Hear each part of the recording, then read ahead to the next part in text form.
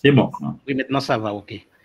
Oui, maintenant nous allons assister donc à la soutenance du mémoire de Madame Marie Wendell Ramplet. Donc son sujet est intitulé La migration interne forcée en Haïti, due au conflit armé, le cas de la commune de Port-au-Prince.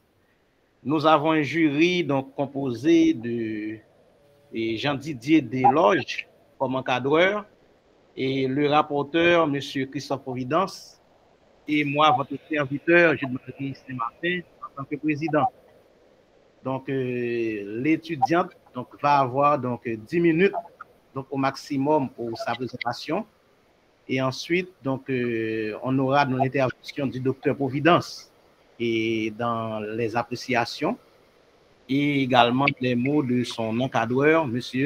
Jean-Didier Desloges. Donc, Madame Ramplet, donc je pense que vous pouvez commencer votre présentation.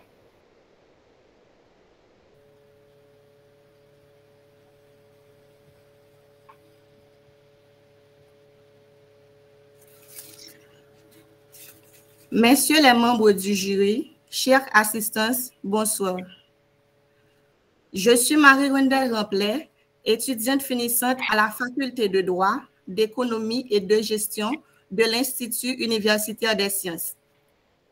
C'est avec un grand plaisir et une profonde gratitude que je suis aujourd'hui ici pour vous présenter le fruit de ce travail de recherche mené dans le cadre de l'obtention du grade de licencié en droit sous la direction de M. Jean-Didier Desloges. Le sujet que j'ai choisi s'intitule « La migration interne forcée en Haïti due au conflit armé, impact, enjeux et réponses ».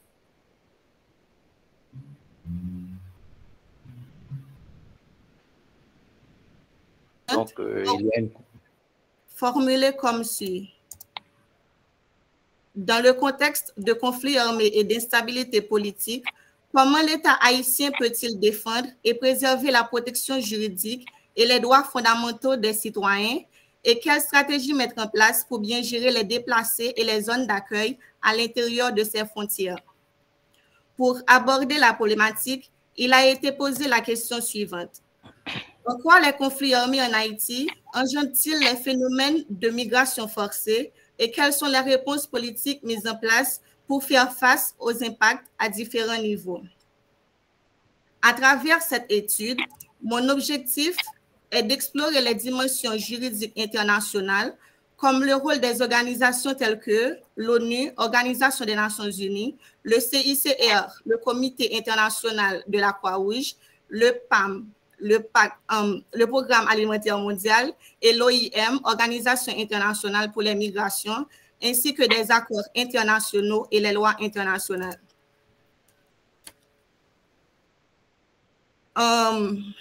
Il m'a été aussi de poser la question suivante. Désolée.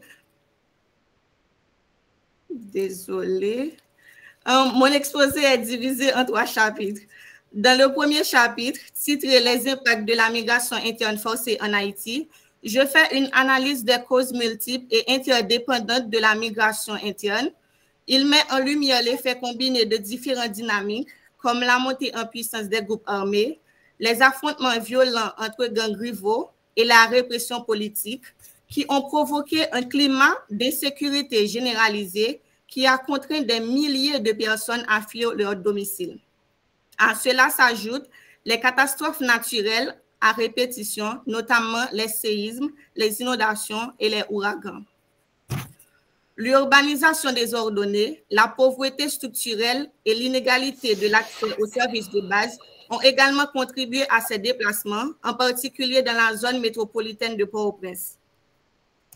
Enfin, l'effondrement de l'état de droit et l'incapacité des institutions à protéger les citoyens ont renforcé l'instabilité, rendant les déplacements plus fréquents et prolongés.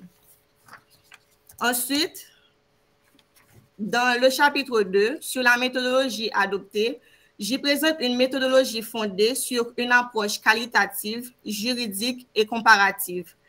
La zone d'étude retenue est la région métropolitaine de Port-au-Prince, qui est l'épicentre même des déplacements internes récents. Les recherches d'appui sur l'analyse documentaire des sources variées des rapports d'organisations internationales, de l'OIM, Organisation internationale pour les migrations, de l'HCR, le Haut Commissariat des Nations Unies pour les réfugiés, et de l'OCHA, le Bureau de la coordination des affaires humanitaires, des textes juridiques comme les principes directeurs de l'ONU, la Convention de Kampala et la Constitution haïtienne de 1987. La méthode comparative a permis d'éclairer le cas haïtien à travers les expériences de deux pays au contexte similaire.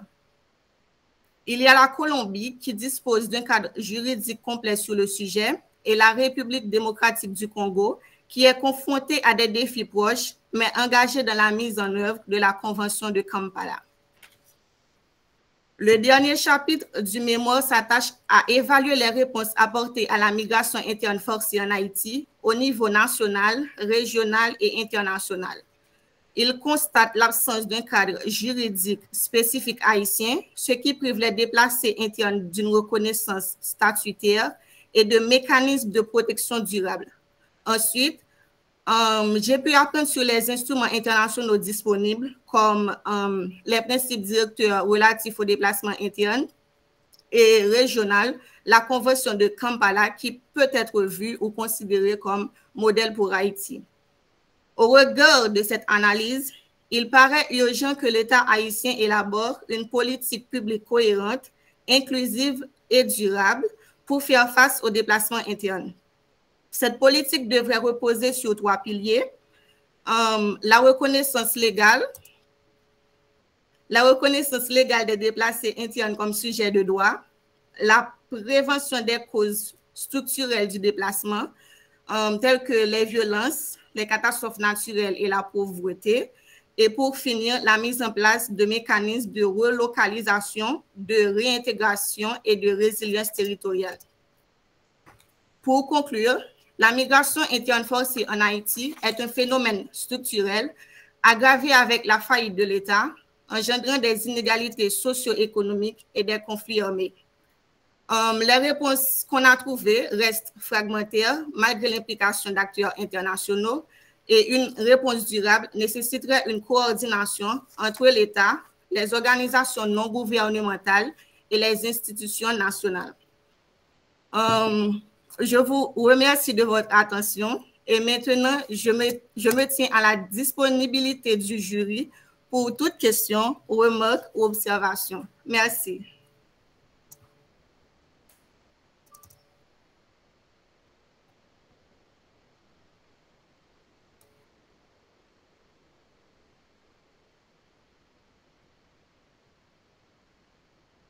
Je ne vous entends pas, monsieur. Votre micro est fermé. Merci, Madame Ramplet. Donc, vous avez fait économie d'environ 3 minutes. Donc, vous avez fait votre présentation dans 8 minutes. Donc, mes félicitations. Bien que je pense que vous pourriez exploiter et beaucoup plus donc, le temps qui vous est attribué et pour que vous nous aidiez mieux sur votre sujet. Donc, assez intéressant. Maintenant, la parole est au docteur Christophe Providence et qui va donc apprécier normalement donc, votre travail. Merci. Merci, Monsieur le Président. Je commencerai par remercier et saluer Marie Wendel Ramplet pour son travail. C'est un sujet d'actualité, hein? Et c'est ça aussi, être à la fois académique et citoyen, c'est de ne pas négliger son environnement immédiat. Et quand à l'IUS, on a vraiment des réflexions du genre, eh ben, on les encourage, hein, et on est prêt à accompagner, encadrer. Très bien. Alors, aujourd'hui, on va faire comme d'habitude, hein, à 2 aspects ou de grands blocs, hein, et seront analysés d'abord la forme et par la suite le fond, hein, et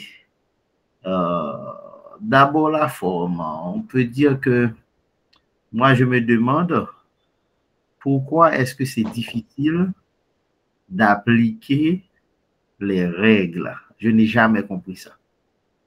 Hein? Remplet, comment ça se fait que c'est très difficile, hein? On dirait que, bon, dans les recommandations, les étudiants disent, oui, il y a des lois, il faut qu'on les applique et tout. Et on fait l'expérience de leur côté. Et quand ils sont appelés à appliquer les règles qui sont pourtant à chaque fois rappelées, hein, on les rappelle tout le temps. Et on dit aux uns et aux autres que chez nous, les règles ne sont pas faites pour être violées. Hein, et malheureusement, elle n'a, en tout cas pas qu'elle, hein, mais la plupart des étudiants décident de faire, voilà. Bon. Alors, déjà, la page de couverture, même si il y avait en tout cas une volonté, mais ce n'est pas celle-là.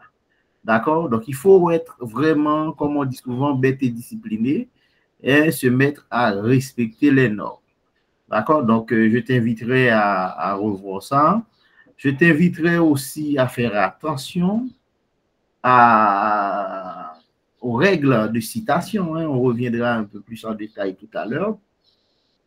Parce que quand à l'IUS, il est écrit que le style APA, c'est le style arrêté officiel, eh bien, ça veut dire que je n'aurai pas n'importe quoi en note en bas de page. Les notes en bas de page sont réservées à des éléments explicatifs pour peut-être définir des choses, etc. Mais pas de mettre en veux-tu, en voilà, et des sites internet, des je ne sais quoi d'autre, ou voire des références. Hein? Ce n'est pas normal.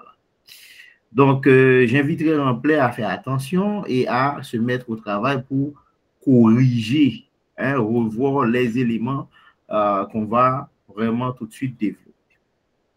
Pourquoi? Parce que sans ça, tu n'auras pas accès, le droit, accès à ton diplôme.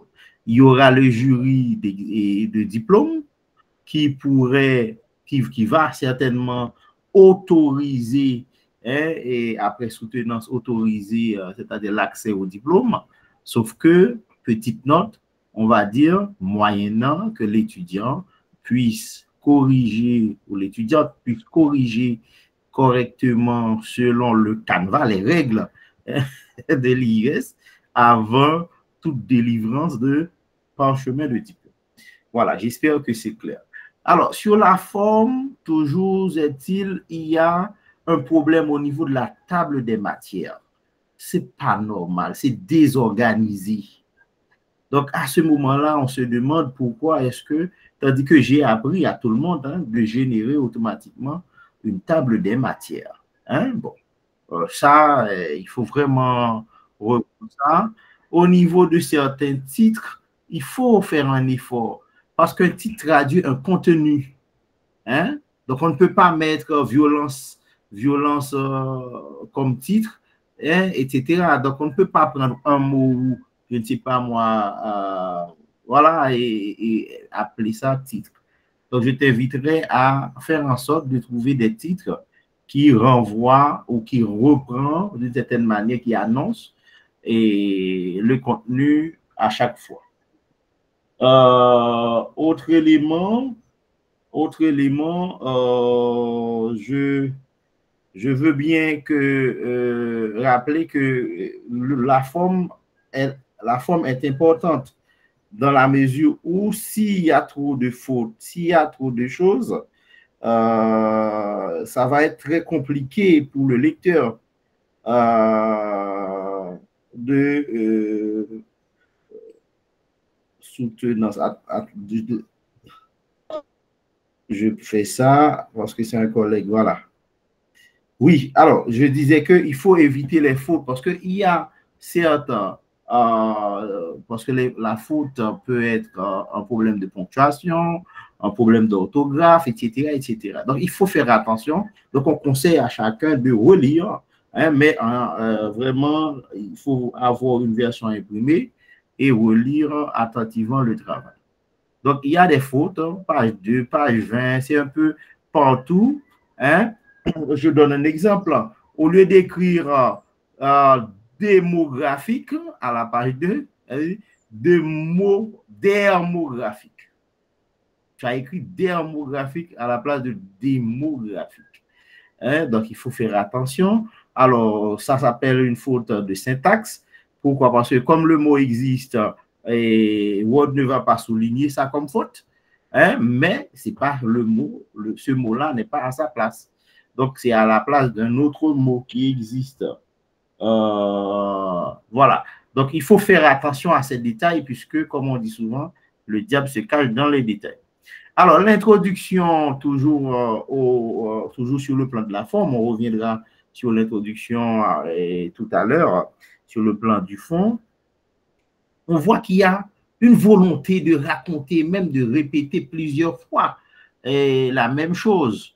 Donc, l'introduction fait 6 pages. Déjà, 6 pages.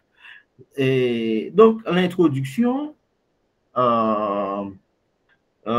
il faut éviter ces éléments-là de répétition pour aller à l'essentiel. C'est ce qu'on dit. D'ailleurs, quand on va ramener l'introduction, comparer l'introduction à la conclusion, on voit que la conclusion fait 3 pages. Donc, la moitié, hein, à peine de l'introduction. Donc, il faut vraiment trouver une façon d'aller toujours vers l'équilibre. Je pense qu'il y a tellement de choses qui seraient répétées, et même si on a bien compris, il y a une volonté de bien problématiser, ça, personne ne peut vraiment le contester. Maintenant, la bibliographie, ça m'a fait peur en regardant ta bibliographie. Pourquoi? Parce que on dirait que tu n'as pas lu de travaux académiques, hein, scientifiques, hein, parce que dans ta bibliographie, non seulement elle est très courte, mais ça concerne surtout des textes de loi. Or, il s'agit d'un travail académique et on comprend tout de suite, puisque dans ton premier chapitre, on ne voit pas de véritable apport théorique. Hein, tu ne t'es pas appuyé sur la recherche dans le domaine, la migration qui est un domaine très développé, hein, très étudié, hein, et migration forcée, hein, et voilà quoi. Donc, il ne faut pas réduire le phénomène à Haïti seulement. Il faut aller dans la littérature, regarder ce qui se passe. C'est la méthode d'entonnoir. Hein. Il faut vraiment partir du général pour arriver au particulier. Moi, d'abord, je t'inviterai à faire l'effort déjà, hein, parce que ça existe. Hein, il y a des éléments, hein, et ton directeur pourra toujours t'aider, hein, et des textes qui peuvent vraiment renforcer, annoncer, et t'aider à annoncer les choses sur le plan théorique. Hein, ça manque cruellement. Et dans la bibliographie, ça se voit, puisque la bibliographie est très, très courte. Et il n'y a pas vraiment on ne voit pas l'apport théorique, quoi. Donc ça, c'est un peu inquiétant. Tu as mis des choses en annexe, c'est vrai, d'accord, mais tu n'exploites pas l'annexe. Il n'y a pas de renvoi. Parce que l'annexe, ce n'est pas un dépôt. Hein, ce n'est pas là où on va mettre tout ce qu'on n'a pas besoin, ou voilà tout ce qui nous passe par la tête. Non. OK? L'annexe permet non pas de développer dans le corps du texte, mais de dire au lecteur, ben, pour plus de détails, ben, allez voir à tel endroit donné, telle annexe. C'est pour ça qu'il y a plusieurs annexes. Peut-être si c'est voilà, l'outil ou les outils annexes, etc., des tableaux, des cartes dans ton cas, et on ne voit pas trop bien le lien avec ce qui se passe. Et donc, même dans l'analyse, ce que tu mets en annexe n'est pas exploité. Donc, sur le plan de la forme, c'est vraiment, il faut vraiment bien comprendre que le document, c'est un tout, c'est vraiment un ensemble. Donc, il faut vraiment pouvoir analyser ou profiter, hein, de toute la richesse de cet ensemble-là lors de l'analyse des données. Bon, alors, sur le plan du fond, maintenant, très rapidement, parce qu'on adopte ce format-là, c'est parce que l'étudiante, dans son cas, ou un étudiant, ou une étudiante a pour obligation, la soutenance fait partie de l'apprentissage à l'IUS et ça permet à l'étudiante ou l'étudiant de peaufiner son travail par la suite. Donc, c'est pour ça que les remarques sont très, très détaillées. Donc, sur le fond maintenant. Alors, on a le sujet est d'actualité, je l'avais déjà dit, c'est bien justifié dans l'introduction, ok.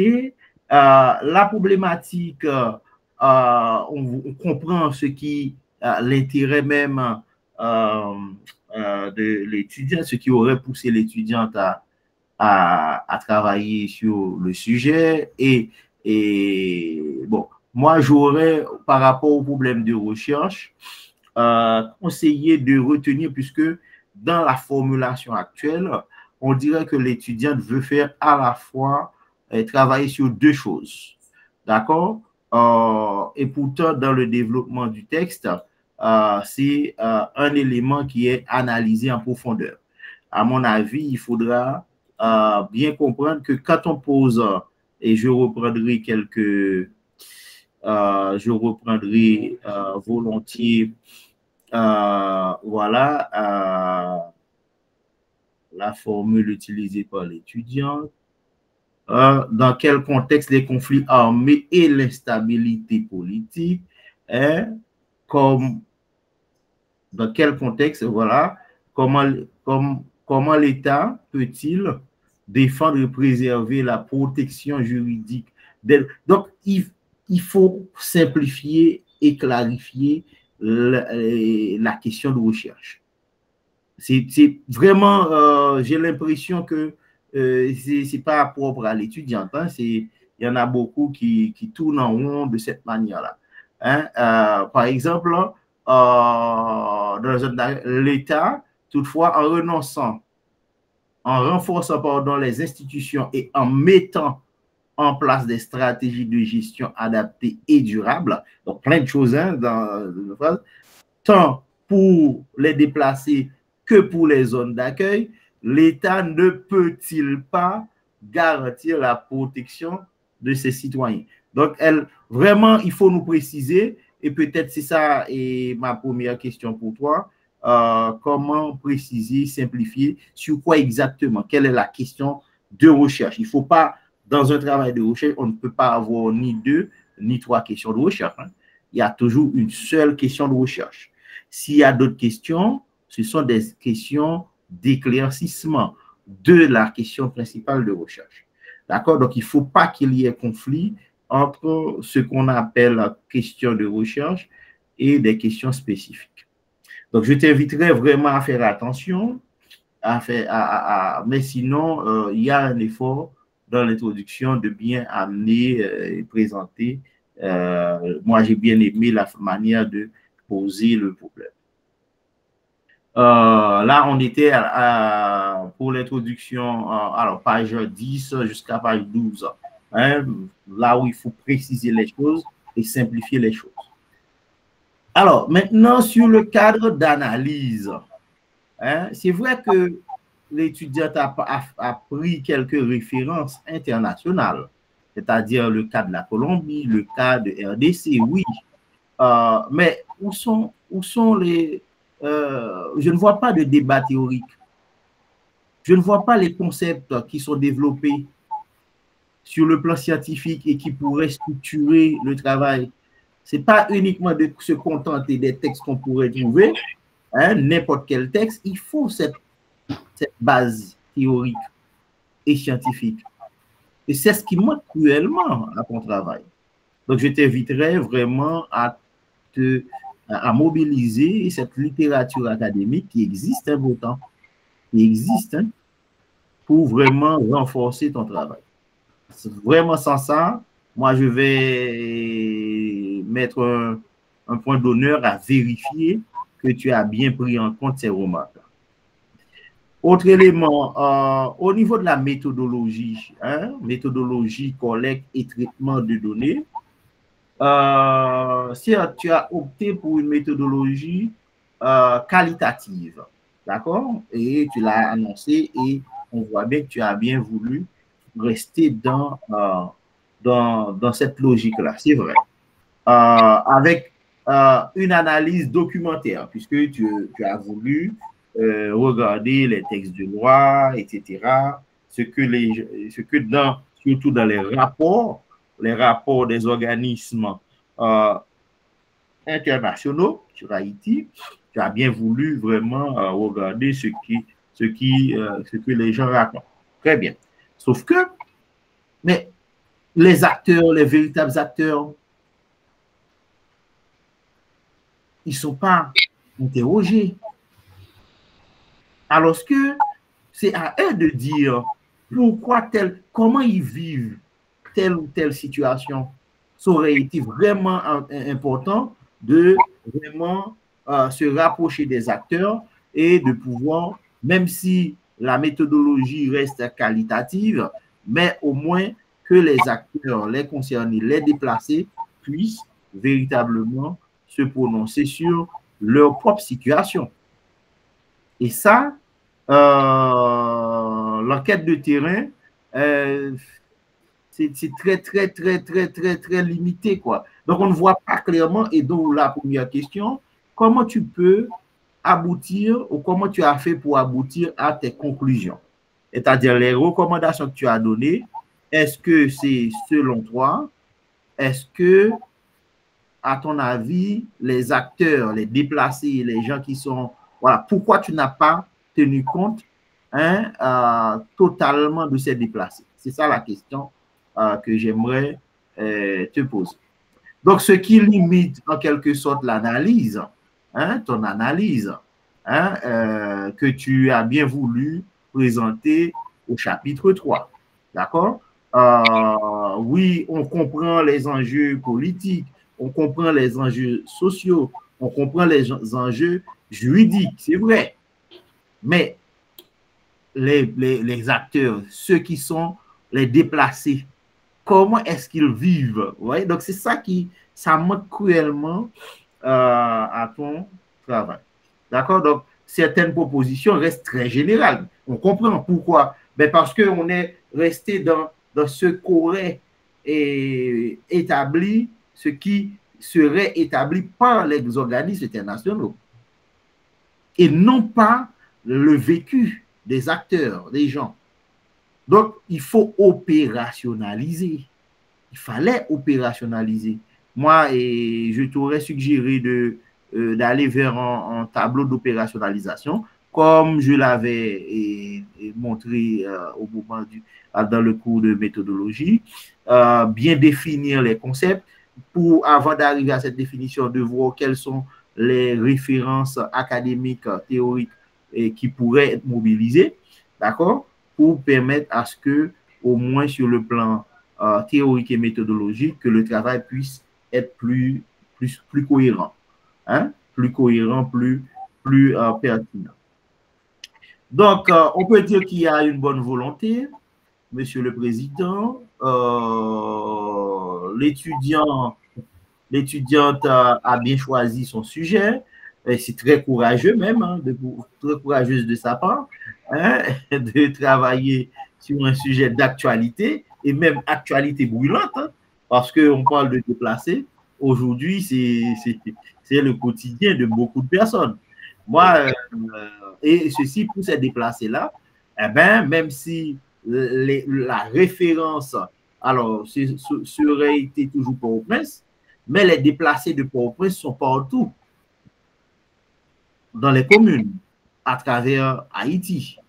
C'est-à-dire, ce n'était pas obligatoire d'aller directement à Port-au-Prince dans les quartiers interviewer les gens.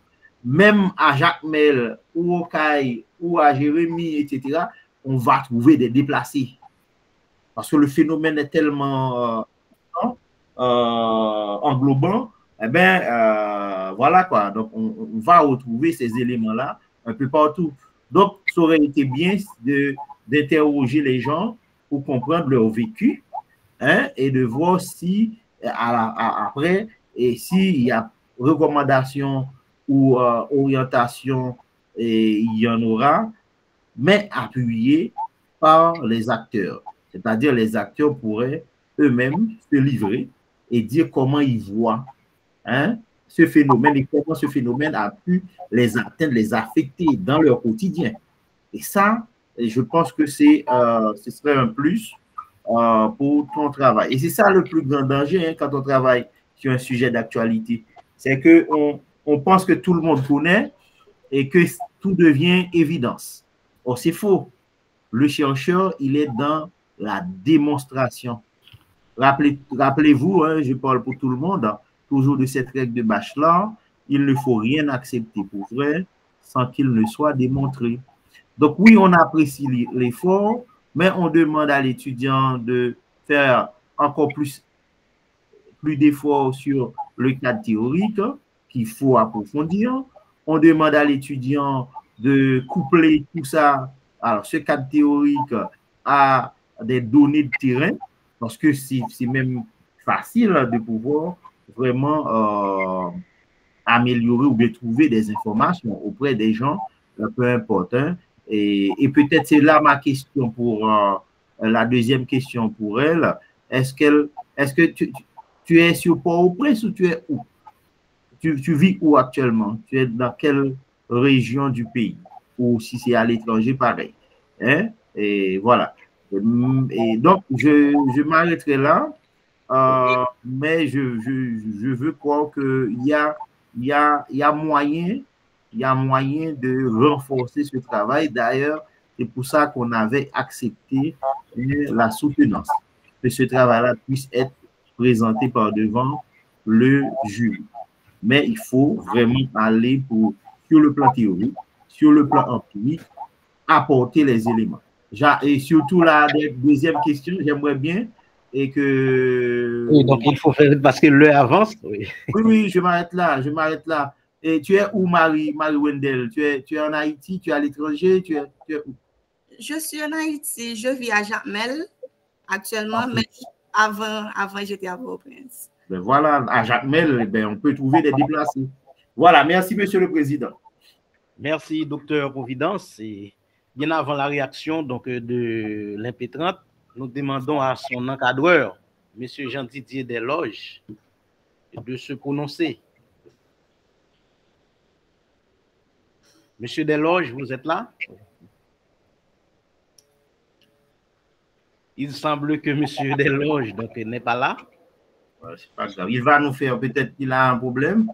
Il va faire parce qu'il y a une grille d'analyse et il y a une partie, il va nous envoyer sa note. Voilà. Oui. Et Madame Ramplet, donc vous avez la parole. Merci beaucoup, Dr. Providence, pour les remarques et les questions.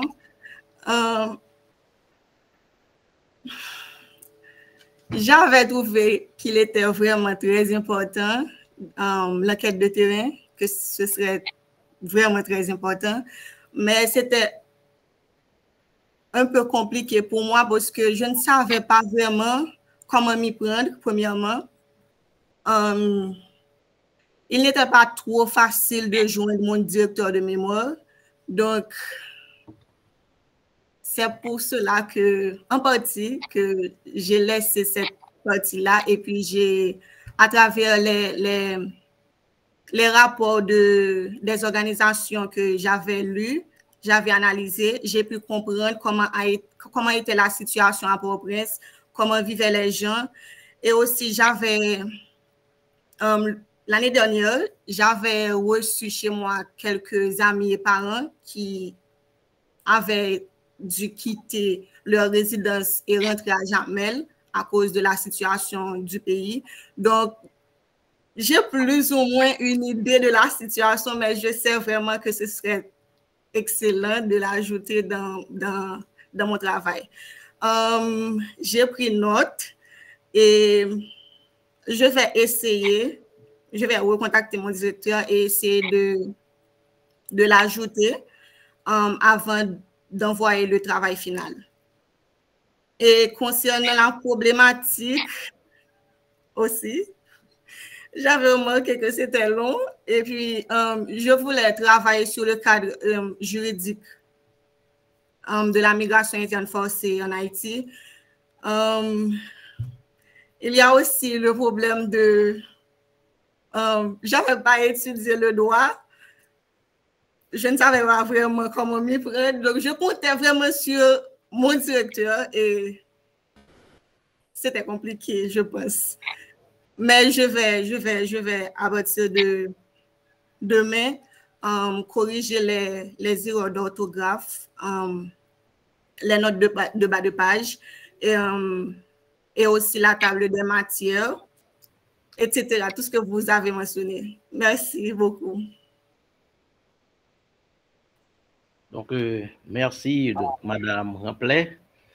Donc, concernant donc, le sujet, est-ce que vous ne trouvez pas que le sujet est un peu laconique? Par exemple, la migration interne forcée en Haïti due au conflit armé, le cas de la commune de Port-au-Prince. Donc, qu'est-ce que vous voulez chercher? Donc, je me place dans la peau d'un commun des mortels. Qu'est-ce que vous voulez chercher donc, à partir de ce sujet-là? Est-ce qu'il n'est pas possible que tu exprimes mieux le sujet pour qu'il puisse être mieux compréhensif et pour tout le monde? Le sujet est formulé, la migration interne forcée en Haïti, enjeu, impact, enjeu et réponse politique. Je voulais par là représenter ce phénomène qui est humanitaire et politique. Et puis, je trouve que le cas d'Haïti est un peu sous-documenté. Et puis, malgré ses conséquences dramatiques, il était donc personnel que j'y travaille parce qu'il touche la réalité du pays. J'ai vu que vous avez omis un jeu, cette partie-là, impact, enjeu et réponse politique. Je ne sais pas si... Oui, c'est ça, parce que le libellé du sujet, donc, et c'est la migration interne forcée en Haïti due au conflit armé, le cas de la commune de Port-au-Prince. J'avais ajouté impact, enjeu et réponse politique, parce que mon objectif était de comprendre les causes, les impacts et les lacunes de les réponses politiques et juridiques de la migration interne en Haïti. Donc, oui, donc il faut l'ajouter dans la page de couverture donc, du document. Oh, désolé. Oui. Okay. Désolé. Je l'avais mis, je ne sais pas. Je vais l'ajouter, merci. Oui. D'accord. Docteur Providence, vous n'avez pas d'autres choses à ajouter encore? Oui, au fait, c'est pour non seulement l'étudiante, mais pour l'assistance. Et je rappelle à l'étudiante qu'on a un dispositif clair qui est systématiquement, quand on est en contact avec le directeur, c'est pareil, hein, pour tout le monde, pour bénéficier de l'attention des collègues, hein, enseignants-chercheurs, c'est toujours bon de mettre le responsable académique en copie. On l'a dit, on le répète, je ne comprends pas pourquoi des choses aussi simples et les jeunes n'arrivent pas à... C'est simple et ça ne coûte rien. Si j'envoie un mail, j'ajoute et c'est déjà préenregistré. Donc, j'ajoute un autre mail, je ne vois pas quel est le problème, le mal, je ne vois pas. D'accord? Mais il faut rappeler aussi à l'étudiante qu'il y a non seulement le canevas, il ne faut pas non plus t'amuser à aller. Non, le canevas doit être là et tu te mets à corriger ton travail selon le canevas. Puisque c'est là la richesse de nos étudiants. Ils n'ont pas compris ça, mais c'est pourtant, c'est pour leur faciliter la vie. Un étudiant à l'IUS, non seulement qui a suivi le cours de méthodologie, qui a son canevas, eh bien, ne devrait pas avoir autant de problèmes, autant de mal à réaliser un mémoire. Le mémoire, ce n'est pas, je ne sais pas moi, ça ne devrait pas être le parcours du combattant.